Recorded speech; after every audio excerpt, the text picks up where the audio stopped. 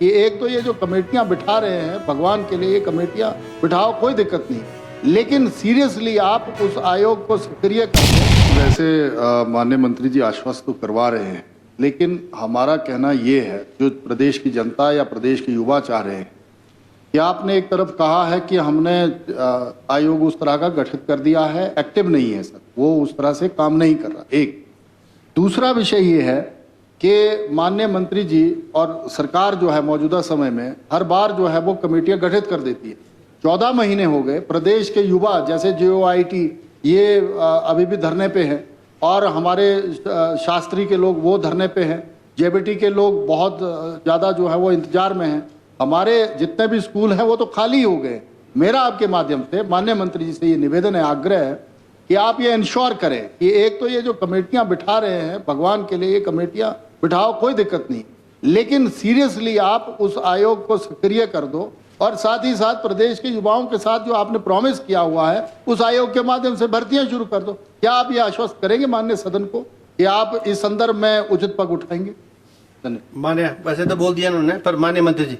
महोदय, ये बड़ा सीरियस मैटर है और हम इनकी चिंता से, मैं आपकी चिंता से सहमत हूँ। ये हिमाचल प्रदेश के नौजवानों के भविष्य से संबंधित है।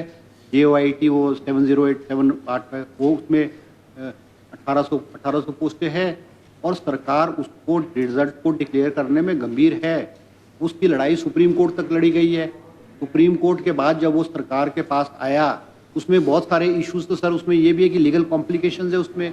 अब कोई भर्तियों में जो व्यक्ति जो है वो पेपर खरीदे हुए वो लोग पकड़े गए हैं।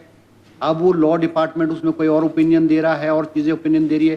तो कैबिनेट ने ये फैसला किया है कि जितनी भी भर्तियाँ रुकी हुई हैं जिसमें ऐसी अनियमितताएं नहीं है, पेपर बेचने की घटनाएं नहीं है, उसमें कैबिनेट सब कमेटी, कैबिनेट में ये मामला आया, कैबिनेट में भी इस पर विस्तृत रूप से चर्चा हुई है और सरकार ने ये कहा है कि आने वाले समय में हम जो रिजल्ट डिक्लेयर करें उसमें लीगल कॉम्प्लिकेशन दोबारा ना हो। ऐसा ना हो कि कोई व्यक्ति कोर्ट में चला जाए और कोर्ट से स्टे ले जाए और फिर दोबारा जो है वो सारी भर्तियां रुक जाए।